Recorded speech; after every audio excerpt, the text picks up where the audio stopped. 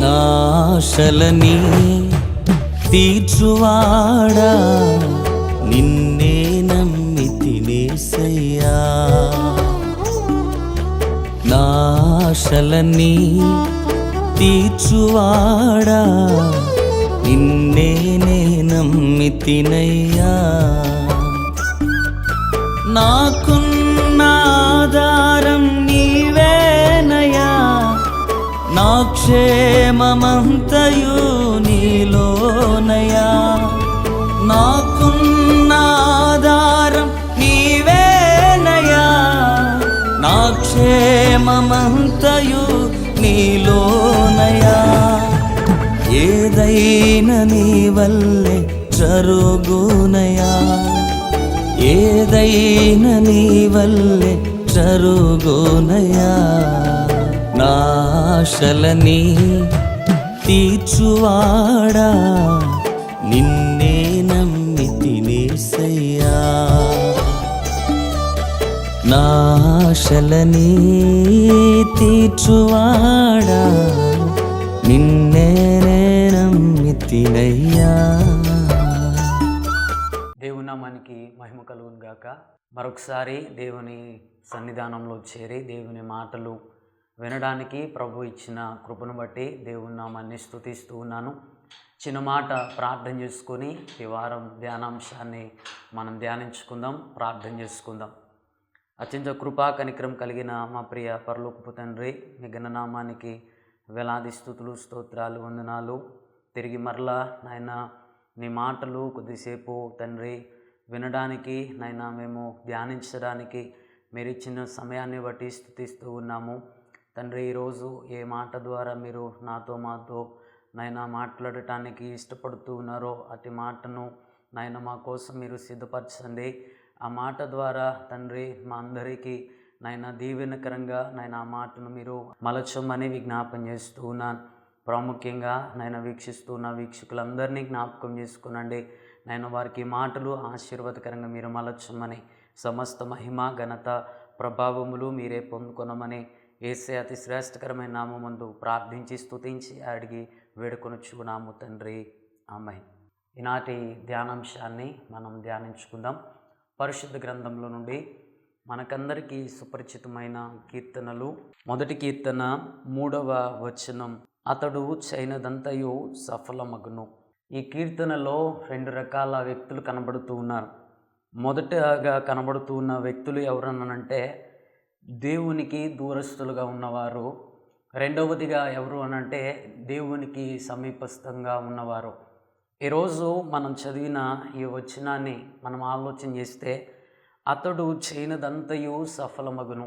ఈ మాట ఎవరిని ఉద్దేశించి మాట్లాడుతూ ఉన్నారనంటే దేవునికి సమీపముగా ఉన్నవారిని ఉద్దేశించి మాట్లాడుతున్న మాటగా మనకు కనబడుతుంది. ప్రతి మానవుని యొక్క ఆలోచన, ప్రతి మానవుని యొక్క కోరిక, ఆశ ఏంటి అనంటే నేను ఫలించాలి, నా కుటుంబం ఫలించాలి, నా బిడ్డలు ఫలించాలి. మరి మానవుడు ఫలించాలని ఆశపడుతూ ఉన్నాడు. మానవుని ఎందుకు ఫలించలేకపోతూ ఉన్నాడు ఆలోచన చేసినట్లయితే, ఇది మానవుని యొక్క ఆశ మాత్రమేనా, లేదంటే మానవుని నిర్మించిన దేవుని యొక్క ఆలోచన కూడా అదేనా అని మనం ఆలోచన చేస్తే, ఆదికాండము 1వ అధ్యాయం 28వ వచనాన్ని మనం చదివినట్లయితే, దేవుడు వారిని ఆశీర్వదించెను. ఎట్లనగా, మీరు ఫలించి అభివృద్ధి పొంది విస్తరించి భూమిని నిండించి దానిని లోపరుచుకునుడి. సముద్రపు చేపలను, ఆకాశ పక్షులను, భూమి మీద ప్రాకు ప్రతి జీవిని ఏలుడని దేవుడు వారితో చెప్పెను. సృష్టిని దేవుడు సృష్టించిన తరువాత సృష్టిని ఏలుబడి చేయడానికి దేవుడు తన స్వరూపమందు మానవుని నిర్మించినట్లుగా మనం చూస్తూ ఉన్నాం. దేవుడు మానవుని నిర్మించిన తదుపరి మానవుని గురించి ఏం ఆలోచన చేశాడో అని మనం ఆలోచన చేసినట్లయితే, దేవుడు వారిని ఆశీర్వదించెను. ఎట్లనగా అనంటే, ఫలించి అభివృద్ధి పొంది విస్తరించి భూమిని నిండించి దానిని లోపరుచుకొనండి అనంటే, మానవుని బట్టి దేవుని యొక్క చిత్తం ఏమై ఉంది అనంటే, ప్రతి మానవుడు కూడా ఆశీర్వదింపబడాలన్నదే దేవుని చిత్తం. కానీ మరి మానవుడు ఎందుకు ఫలించలేకపోతూ ఉన్నాడు అని మనం ఆలోచన చేసినట్లయితే కీర్తనకారుడు సెలవిస్తూ ఉన్నాడు. చూడండి, కీర్తనలు 1 కీర్తన 1 వచనాన్ని మనం చదివినట్లయితే ఈ వచనంలో కీర్తనకారుడు 3 మాటలు సెలవిస్తూ ఉన్నాడు. దుష్టుల ఆలోచన చొప్పున నడవద్దని, పాపుల మార్గమున నిలవద్దని, అపహాసకులు కూర్చుండు చోటున కూర్చుండవద్దని. నిలవద్దు, నడవద్దు, కూర్చుండవద్దు అంటూ ఉన్నాడు అనంటే ప్రస్తుతం మానవుడు ఏం చేస్తూ ఉన్నాడనంటే దుష్టుని ఆలోచన చొప్పున నడుస్తూ ఉన్నట్లుగా, పాపుల మార్గమున నిలుస్తూ ఉన్నట్లుగా, అపహాసకులు కూర్చుండే చోటన కూర్చుంటూ ఉన్నట్లుగా ఈ వచనం ద్వారా మనం గ్రహించవలసిన వారముగా ఉంటూ ఉన్నాం. అందుకే మానవుడు ఫలించలేకపోతూ ఉన్నాడు. ఈరోజు నీవు నేను ఫలించాలి అని అంటే మనము దుష్టుని ఆలోచన చొప్పున నడిచే వారంగా ఉండకూడదు. మనం పరిశుద్ధ గ్రంథంలో చూసినట్లయితే ఆదికాండము 3వ అధ్యాయం 1 నుంచి 7 వచనాలు మనం చదివినట్లయితే అక్కడ మనకు ఒక సందర్భం కనబడుతుంది. 1వ వచనాన్ని నేను చదువుతూ ఉన్నాను. దేవుడైన యెహోవా చేసిన సమస్త భూజంతువులలో సర్పము యుక్తగలదై ఉండెను. అది ఆ స్త్రీతో, ఇది నిజమా? ఈ తోట చెట్లలో దేని ఫలములనైనను మీరు తినకూడదని దేవుడు చెప్పినా అని అడిగెను. అందుకు స్త్రీ, ఈ తోట చెట్ల ఫలములను మేము తినవచ్చును, అయితే తోట మధ్యనున్న చెట్టు ఫలములను గూర్చి దేవుడు మీరు చావకున్నట్లు వాటిని తినకూడదనియు వాటిని ముట్టకూడదనియు చెప్పెనని సర్పముతో అనెను. ఇక్కడ మనం చూసినట్లయితే దేవుని చేత నిర్మింపబడిన ఆదాము అవ్వలు దుష్టుని ఆలోచన చొప్పున నడిచినట్లుగా మనకు ఈ సందర్భంలో కనబడుతుంది. ఒకానొక రోజు అవ్వమ్మ గారు ఒంటరిగా ఉండగా సర్పము అవ్వమ్మ గారి దగ్గరకు వచ్చి అవ్వమ్మ గారిను మాట్లాడుతూ ఉన్నట్లుగా మనం చూస్తూ ఉన్నాం. అవ్వమ్మ గారిని ప్రశ్నిస్తూ ఉన్నట్లుగా మనం చూస్తూ ఉన్నాం. ప్రియమైన దేవుని సంగమా, మనము ఒంటరి స్థితిలో ఉన్నప్పుడు, మనము దిక్కుతోచని స్థితిలో ఉన్నప్పుడు, మనము ఇబ్బందికరమైన పరిస్థితుల్లో ఉన్నప్పుడు అపవాది మనల్ని శోధిస్తూ ఉంటాడు. అపవాది మనలను ఇబ్బందికరమైన పరిస్థితుల గుండా నడిపించడానికి, మన ఆలోచనలను దేవుని చిత్తంలో ఉండకుండా చేయడానికి ప్రయత్నిస్తూ ఉంటాడు. ఇక్కడ అవ్వమ్మ గారిని చూసినట్లయితే అవ్వమ్మ గారు కూడానంట దేవుడిచ్చిన ఆజ్ఞను లోబడక దేవుడిచ్చిన ఆజ్ఞను మీరినట్లుగా మనం చూస్తూ ఉన్నాం.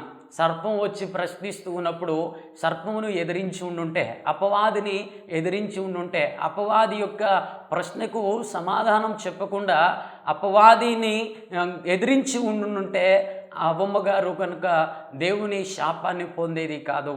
ఇక్కడ నీవు నేను గ్రహించవలసిన ఆత్మీయ సత్యం ఏంటనంటే, మానవుడు ఫలించలేకపోవడానికి గల కారణం ఏంటనంటే దేవుని చిత్తం మానవుడు ఆశీర్వదింపబడాలనే. కానీ మానవుడు ఎందుకు ఫలించబడలేకపోతూ ఉన్నాడనంటే దేవుని చిత్తంలో బ్రతకవలసిన మానవుడు దేవుని చిత్తాన్ని విడిచిపెట్టేసి దుష్టుని ఆలోచన చొప్పున నడుస్తూ ఉన్న కారణాన, ప్రియమైన దేవుని సంగమా, ఈరోజు నీ కుటుంబం ఆశీర్వదింపబడలేకపోతూ ఉందా?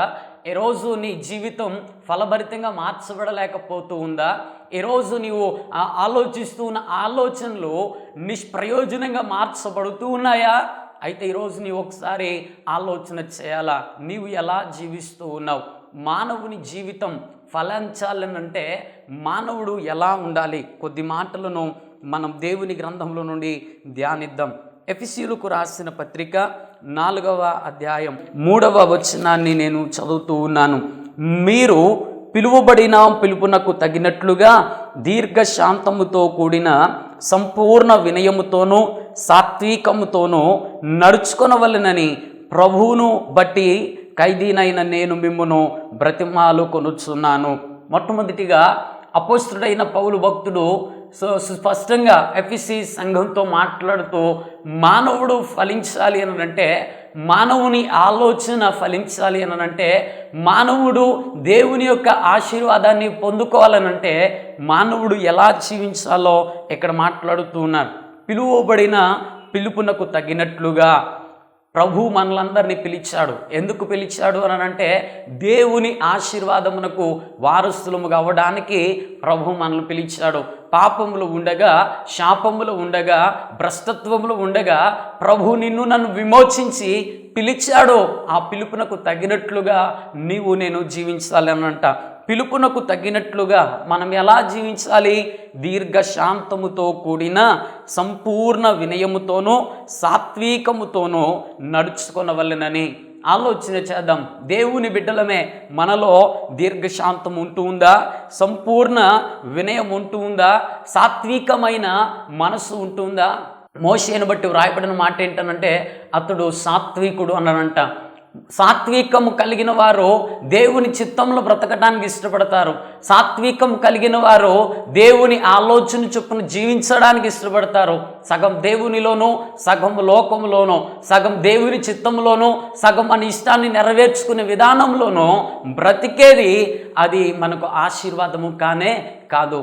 ఈరోజు అపోస్తుడైన పౌలు భక్తుడు అంటూ ఉన్నాడు, దుష్టుని ఆలోచన చొప్పున కాక దేవుని పిలుపునకు తగినట్లుగా దీర్ఘశాంతముతోనూ వినయముతోనూ సాత్వికముతోనూ నీవు బ్రతికినట్లయితే అప్పుడు నా బ్రతుకులనంట ఫలభరితంగా మార్చబడతాయి. నమ్మితే దేవుని నామానికి మహిమ కలుగును గాక. కాబట్టి ఆలోచన చేయాలా, దేవుని బిడ్డలముగా పిలువబడుతున్న మన ఆత్మీయ జీవిత విధానం ఎలా ఉంటుంది? దీర్ఘశాంతం మనలో ఉందా? చిన్న చిన్న విషయాలకు కూడా మనం కోప్పడేవారుగా ఉంటూ ఉంటాం. లేఖనంలో వ్రాయబడిన మాట ఏంటనంటే కోపం అనంట దేవునికి అయిష్టమైనదనంట. ఆలోచన చేద్దాం. దేవుని చిత్తానుసారంగా దీర్ఘశాంతము కలిగిన వారముగా మనం బ్రతకగలుగుతూ ఉన్నామా? వినయ విధేయతలతో దేవుని సన్నిధిలో మనం నిలిచి ఉండగలుగుతూ ఉన్నామా? సాత్వికముతో ప్రభుని పాదాల చెంత మనము ప్రణమిల్లి ప్రార్థించగలుగుతూ ఉన్నామా? అందుకేనేమో సమృద్ధిని మనం పొందుకోలేకపోతూ ఉన్నాం. అందుకనేమో మన బ్రతుకులు ఫలభరితంగా మార్చబడలేకపోతూ ఉన్నాయి. అందుకేనేమో ఆశ అయితే కలిగి ఉంటూ ఉన్నాం, కోరిక అయితే కలిగి ఉంటూ ఉన్నాం. మనం ఆశీర్వదింపబడాలన్నది దేవుని చిత్తం అయ్యుండి కూడా మనం ఆశీర్వాదాలను కోల్పోతూ ఉంటూ ఉన్నాం. కనుక ఈరోజు ఒకసారి ఆత్మ పరిశీలన చేసుకుందాం. అతడు చేయనదంతయు సఫలమవుతుంది అని కీర్తనాకారుడు సెలవిస్తూ ఉన్నాడు. ఎవరు అనంటే దేవుణ్ణి నమ్మిన వారు. మరి మనం ఎందుకు ఫలించబడలేకపోతూ ఉన్నామంటే దేవుణ్ణైతే నమ్ముకున్నాం కానీ దేవుని చిత్తంలో మనం బ్రతకలేకపోతూ ఉన్నాం. దేవుణ్ణైతే నమ్ముకున్నాం కానీ ఆయన పిలిచిన పిలుపునకు తగినట్లుగా ఆయన మనలో ఉండాలని ఆశిస్తూ ఉన్న గుణలక్షణాలు కలిగి మనము జీవించలేకపోతూ ఉన్నామేమో. అంటే దీర్ఘశాంతం మనలో లేదేమో, వినయము మనలో లేదేమో, సాత్వికం మనలో లేదేమో. అందుకే దేవుని ఆశీర్వాదాన్ని మనం కోల్పోతూ ఉన్నామేమో, గ్రహించవలసిన వారముగా ఉంటూ ఉన్నాం. కాబట్టి మనం ఎప్పుడు ఫలిస్తామన్నానంటే మొట్టమొదటిగా పిలుపునకు తగినట్లుగా మనం జీవించినప్పుడు, దుష్టుని ఆలోచన చొప్పున కాక దేవుడు పిలిచిన పిలుపునకు తగినట్లుగా మనము జీవించినప్పుడు మనము ఆశీర్వదింపబడతాం. రెండవదిగా చూద్దాం, గలతీయులకు రాసిన పత్రిక 5వ అధ్యాయం 16వ వచనాన్ని నేను చదువుతూ ఉన్నాను. దయచేసి పరిశుద్ధ గ్రంథాన్ని తీసి చూద్దాం.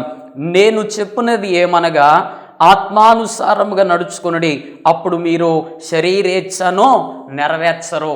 రెండవదిగా మనం ఎలా జీవించాలి అనంటే దుష్టుని ఆలోచన చొప్పున కాక ఆత్మానుసారముగా జీవించాలి అని గలతీ సంఘంతో అపోస్తుడైన పౌలు భక్తుడు సెలవిస్తూ ఉన్నాడు. ఆత్మానుసారంగా, ఏ ఆత్మానుసారంగా చూద్దాం. చూడండి, రోమియోలకు రాసిన పత్రిక 8వ అధ్యాయం 9వ వచనాన్ని నేను చదువుతున్నాను. దేవుని ఆత్మ మీలో నివసించుచున్న ఎడల మీరు ఆత్మ స్వభావము గలవారే గాని శరీర స్వభావము గలవారు కారు. చాలండి. ఏ ఆత్మ అనంటే దేవుని ఆత్మ కలిగిన వారముగా మనం బ్రతకాలనంట. దేవుని ఆత్మ ఎలా ఉంటుంది చూద్దాం. చూడండి, రోమియోలకు రాసిన పత్రిక 8వ అధ్యాయం 5వ వచనం. శరీరానుసారులు శరీర విషయముల మీద మనస్సు నుంతురు, ఆత్మానుసారులు ఆత్మ విషయముల మీద మనస్సు నుంతురు. శరీరానుసారమైన మనస్సు మరణము. దేవుని ఆత్మ అనంటే శరీరానికి సంబంధించిన ఆత్మ కాదు, శరీర కోరికల విషయమైన ఆత్మ కాదు. దేవుని ఆత్మ అనంట మనలో ఉండాలి. దేవుని ఆత్మానుసారంగా మనం నడుచుకొనగలగాలి. ఇంతకీ శరీరానుసారమైన ఆత్మ ఎలా ఉంటుంది, ఆత్మానుసారమైన దేవుని ఆత్మ ఎలా ఉంటుంది చూద్దాం. చూడండి, గల్తీలకు రాసిన పత్రిక 5వ అధ్యాయం 19 నుంచి 21 వచనం వరకు మనం చదివినట్లయితే, శరీర కార్యములు స్పష్టమై ఉన్నవి. అవేవనగా జారత్వము, అపవిత్రత, కామకత్వము, విగ్రహారాధన, అభిచారము, ద్వేషములు, కలహములు, మత్సరములు, క్రోధములు, కక్ష్యలు, భేదములు, విమతములు, అసూయలు, మత్తతలు, అల్లరితో కూడిన ఆటపాటలు మొదలైనవి. వీటిని గూర్చి నేను మునుపు చెప్పిన ప్రకారము ఇట్టి వాటిని చేయువారు దేవుని రాజ్యమును స్వతంత్రించుకొనరని మీతో స్పష్టముగా చెప్పుచున్నాను. ఇక్కడ రాయబడిన ప్రతిదీ కూడా అనంట శరీరానుసారమైన మనసు. ఇట్టి లక్షణాలను కలిగి మనం జీవిస్తేనంట మనం ఎన్నటికీ కూడా ఫలించమనంట. ఆలోచన చేయాల. దేవుని నమ్ముకున్న మనలో శరీరానుసారమైన ఆత్మ ఉంటుందేమో, శరీరానుసారమైన మనసు ఉంటుందేమో, శరీరానుసారమైన ఆత్మకు కలిగిన గుణలక్షణాలు మనలో ఉంటూ ఉన్నాయేమో. అవి ఎన్నటికీ కూడా మనల్ని ఆశీర్వదించలేవు, అవి ఎన్నటికీ కూడా మన జీవితాన్ని ఫలభరితంగా మార్చలేవు. గనుక రెండవదిగా అంటూ ఉన్నాడు, ఆత్మానుసారంగా నడుచుకునండి. ఇంతకీ ఆత్మానుసారమైన క్రియలు ఎలా ఉంటాయో చూద్దాం. చూడండి, గల్తీలకు రాసిన పత్రిక 5వ అధ్యాయం 22వ వచనం. అయితే ఆత్మఫలమేమనగా ప్రేమ, సంతోషము, సమాధానము, దీర్ఘశాంతము, దయాళత్వము, మంచితనము, విశ్వాసము, సాత్వికము, ఆశ నిగ్రహము. ఇక్కడ రాయబడిన ప్రతిదీ కూడా ఆత్మానుసారమైన ఫలములు, ఆత్మానుసారమైన మనిషి కలిగి ఉండే లక్షణాలుగా కనబడుతూ ఉన్నాయి. దేవుని నమ్ముకున్న మనలో ఉండవలసిన లక్షణాలు ఏ లక్షణాలు కలిగి ఉండాలనంటే శరీరానుసారమైన లక్షణాలు కాదు, ఆత్మానుసారమైన లక్షణాలు. ఇట్టి లక్షణాలు కలిగి మన జీవితాన్ని మనం కొనసాగించగలిగితే, ఇట్టి లక్షణాలు కలిగి దేవుని మీద మనం ఆధారపడి బ్రతకగలిగితే అప్పుడు అనంట మన జీవితం ఫలభరితంగా మార్చబడుతుంది. ప్రియమైన దేవుని సంగమా, ఆలోచన చేద్దాం. దేవుని నమ్ముకున్న మనం ప్రేమ కలిగిన వారముగా బ్రతకగలుగుతూ ఉన్నామా?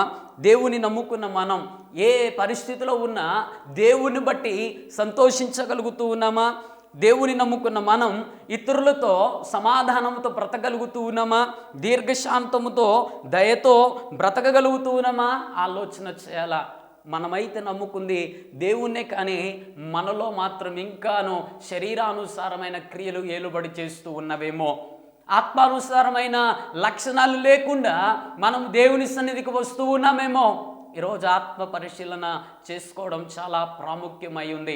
ఎందుకు అనంటే అతడు చేయనదంతయు సఫలమగును. దేవుణ్ణి నమ్ముకుని దేవుని మీద ఆధారపడి జీవించే మానవుడు ఏం చేసినా ఫలించాలన్నదే దేవుని యొక్క చిత్తం. కానీ ఎందుకు ఫలించట్లేదు అనంటే దేవుణ్ణి అయితే నమ్ముకున్నాం కానీ మనలో ఇంకా శరీరానుసారమైన మనసు ఉంది.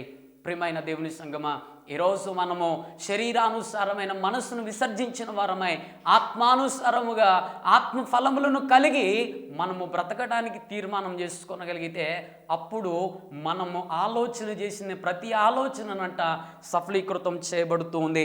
అప్పుడు మన జీవితం ఫలభరితంగా మార్చబడుతుంది. దేవుని చిత్తంలో మన కోసం దాచబడిన ప్రతి ఆశీర్వాదం అనంట మనకు సమృద్ధిగా కలుగుతుంది.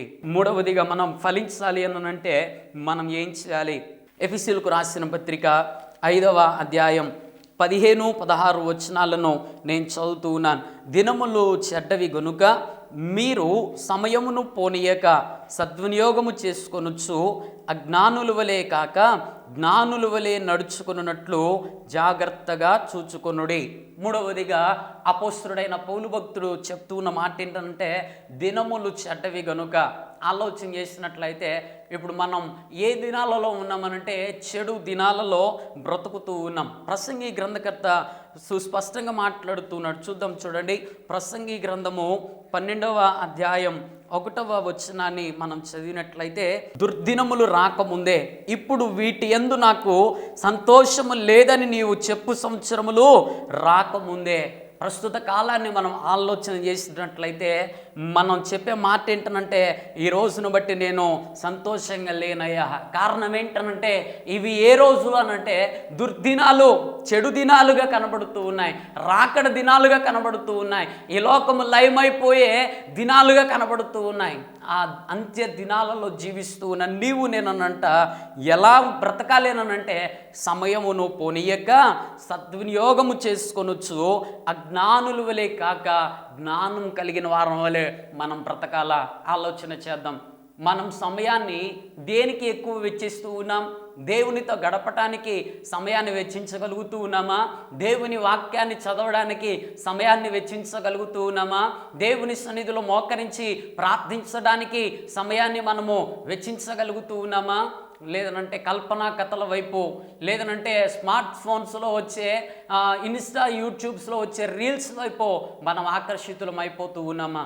ఎంత దినాలలో దేవుని నమ్ముకున్న నీవు నేను సమయాన్ని దుర్వినియోగపరిచేవారముగా మనము బ్రతకూడదు. కాలము సంపూర్ణమై ఉంది, దేవుని రాజ్యము అతి సమీపముగా ఉంది కనుక ఈ అంత్య దినాలలో, ఈ రాకడ దినాలలో, ఈ దుర్దినాలలో, ఈ చెడు దినాలలో మనము సమయాన్ని సద్వినియోగం చేసుకునే జ్ఞానము కలిగిన వారముగా మనము నడుచుకొనగలగాల.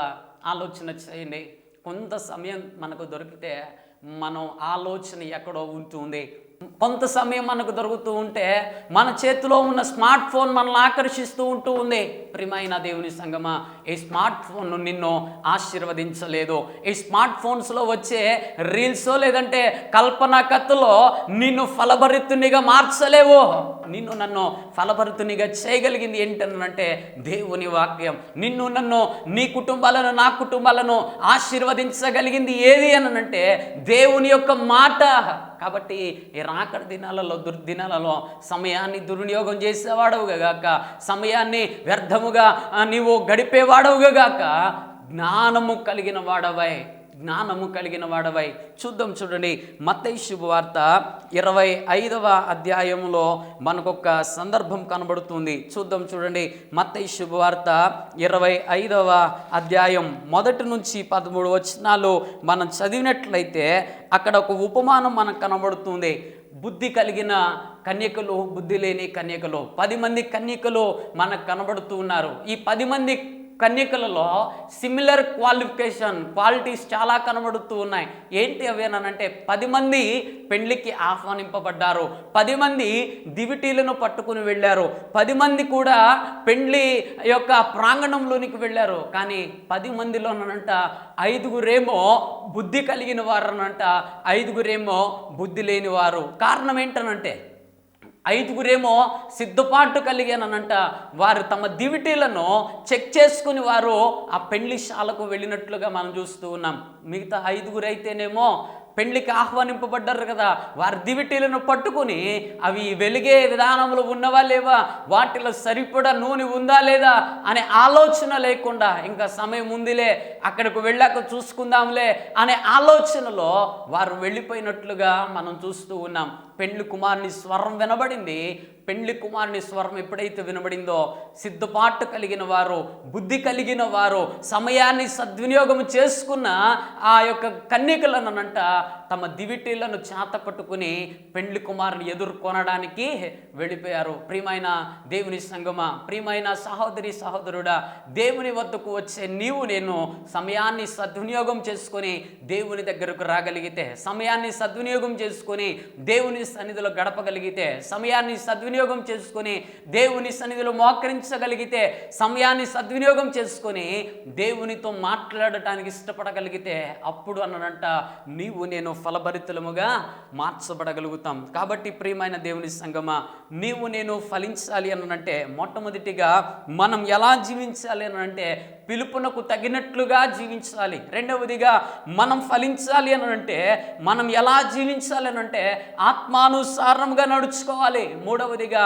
మనం ఫలించాలి అనంటే మనం ఎలా జీవించాలి అనంటే జ్ఞానుల వలె మనము నడుచుకునే వారంగా జీవించాలి. అప్పుడు అనంట మన కనుక కీర్తనలు 1వ అధ్యాయం 3వ వచనాన్ని చదివినట్లయితే, అతడు నీటి కాలువల యోరం నాటబడినదే ఆకు వాడక తన కాలం మందు ఫలమిచ్చు చెట్టు వలె ఉండెనో. దేవుని సన్నిధి దేనికి సాదృశ్యంగా ఉందనంటే నీటి కాలువల యోరను నాటబడిన మొక్క వలె ఉంది. దుష్టుని ఆలోచన మనల్ని పాడు చేస్తుంది. దుష్టుని ఆలోచన మనను నష్టం వైపు నడిపిస్తుంది. కానీ దేవుని సన్నిధి అన్నట్ట మనల్ని ఫలభరితులుగా చేస్తుంది. కనుక ఈ అంత్య దినాలలో దేవుని సన్నిధిలో మనం నిలిచి ఉండే వారముగా బ్రతకగలిగితే, దేవుని చిత్తానుసారముగా పిలుపునకు తగ్గినట్లుగా మనము జీవించడానికి తీర్మానం చేసుకొనగలిగితే, ఆత్మానుసారముగా బ్రతకడానికి ఆత్మ ఫలములను కలిగి మనము దేవుని సన్నిధిలో జీవించగలిగితే, సమయమును దుర్వినియోగం చేయక జ్ఞానము కలిగిన వారమై సమయానుకూలముగా దేవుని సన్నిధిలో నిలిచి ఉండగలిగితే అతడు చేయనదంతయు సఫలమగును. ఈరోజు దేవుడు నిన్ను నన్ను ఫలభరితులుగా చేయడానికి నీతో నాతో మాట్లాడుతూ ఉన్నాడు. నిన్ను నన్ను ఆశీర్వదించడానికి నీతో నాతో మాట్లాడుతూ ఉన్నాడు. కనుక ఇంతకాలము మనం ఎక్కడ నాటబడ్డామో, దేవుని సన్నిధిలో నాటబడిన మొక్క వలె జీవిస్తూ ఉన్నామా, లేదంటే దుష్టుని ఆలోచన చొప్పున బ్రతికే విధానంలో మనం జీవిస్తూ ఉన్నామా? అలాగైతే ఇప్పుడు దేవుని సన్నిధిలో ఒక తీర్మానంలోనికి వద్దాం. ఎందుకు మనం ఫలించలేకపోతూ ఉన్నామనంటే దుష్టుని ఆలోచన చొప్పున బ్రతుకుతూ ఉన్న కారణాన, దేవుని సన్నిధిలో మనము నాటబడని కారణాన ఒక తీర్మానంలోనికి వద్దాం. అయ్యా, నేను నీ సన్నిధిలో నాటబడిన మొక్క వలె నీ పిలుపునకు తగినట్లుగా జీవించగలిగిన కృప నాకు అనుగ్రహించయ్యా. దేవుని సన్నిధిలో నాటబడిన మొక్క వలె ఆత్మానుసారమైన ఫలములు కలిగి నైనా జీవించగలిగిన కృప నాకు అనుగ్రహించయ్యా. నీ సన్నిధిలో నాటబడిన మొక్క వలె సమయాన్ని దుర్వినియోగపరచకుండా సమయాన్ని సద్వినియోగపరుచుకునే జ్ఞానము కలిగిన నైనా కృపను నాకు అనుగ్రహించయ్యా అని దేవుని పాదాలు పట్టుకొనగలిగితే, దేవుడు నిన్ను ఫలభరితునిగా చేయడానికి ఇష్టపడుతూ ఉన్నాడు. దేవుడు నీ కుటుంబాన్ని ఆశీర్వదించడానికి ఇష్టపడుతూ ఉన్నాడు. నీ ఆలోచన యావత్తును, నీ కోరికలను సిద్ధింప చేయడానికి ఇష్టపడుతూ ఉన్నాడు. కనుక దేవుని పాదాలు పట్టుకుందాం. అటు కృప ప్రభు నిండుగా మెండుగా సమృద్ధిగా మనకు మన కుటుంబాలకు అనుగ్రహించునుగాక. ప్రార్థన చేసుకుందాం. సకల ఆశీర్వాదములకు కారణభూతుడు అయిన మా ప్రియ పరలోకపు తండ్రి, మీ ఘననామానికి వేలాది స్తుతులు, స్తోత్రాలు, వందనాలు. నేను ఇప్పుడు లేఖనంలో నుండి మీరు మాతో మాట్లాడారు, అతడు చేయనదంతయో సఫలమగను అని. ప్రతి మానవుని యొక్క ఆలోచన నేను ఫలించాలని, నా కుటుంబం ఫలించాలి, నా బిడ్డలు ప్రయోజకులుగా మార్చబడాలని. కానీ ఎందుకు మానవుడు ఫలించలేకపోతూ ఉన్నాడని అంటే, మానవుడు నా దుష్టుడి ఆలోచన చొప్పున నడుస్తూ ఉన్నాడని మీరు మాతో మాట్లాడారు తండ్రి. నాయన దుష్టుని ఆలోచన చొప్పున కాక తండ్రి, నీ సన్నిధిలో నాటబడిన మొక్క వలె మీ పిలుపునకు తగినట్లుగా మేము జీవించినప్పుడు నాయన మా ఆలోచన యావత్తు సఫలీకృతం అవుతూ ఉందని, నాయన ఆత్మానుసారమైన ఫలములు కలిగి మేము జీవించినప్పుడు నాయన మా ఆలోచన యావత్తు సఫలీకృతం అవుతూ ఉందని తండ్రి, సమయాన్ని దుర్వినియోగపరిచే వారంగా గాక సమయాన్ని సద్వినియోగపరుచుకుని జ్ఞానం కలిగిన వారంగా నీ సన్నిధిలో నాటబడిన వారముగా మేము బ్రతికినప్పుడు మా ఆలోచన యావత్తు సఫలీకృతం అవుతుందని మీరు మాతో మాట్లాడిన ప్రతి మాటను బట్టి స్తుతిస్తూ ఉన్నామయ్యా. ఇంతకాలం ఫలింపబడలేకపోవడానికి గల కారణం, పేరుకు నీ బిడ్డలముగా జీవిస్తూ ఉన్నాం, కానీ నీ సన్నిధిలో నాటబడిన మొక్క వలె మేము బ్రతకలేదయ్యా. లోకంలో మేము జీవించామయ్యా. నాయన దుష్టుని ఆలోచన చొప్పున మేము జీవించామయ్యా. దయతో మమ్మల్ని క్షమించండి. ఈ మాటల ద్వారా మీరు మాతో మాట్లాడారు నాన్న.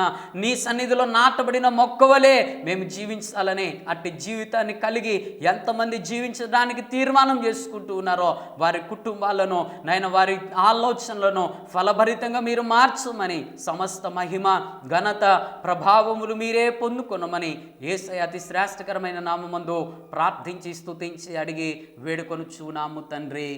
ఆమేన్. ప్రభు మిమ్మలను మీ కుటుంబాలను దీవించునుగాక. ఆమేన్.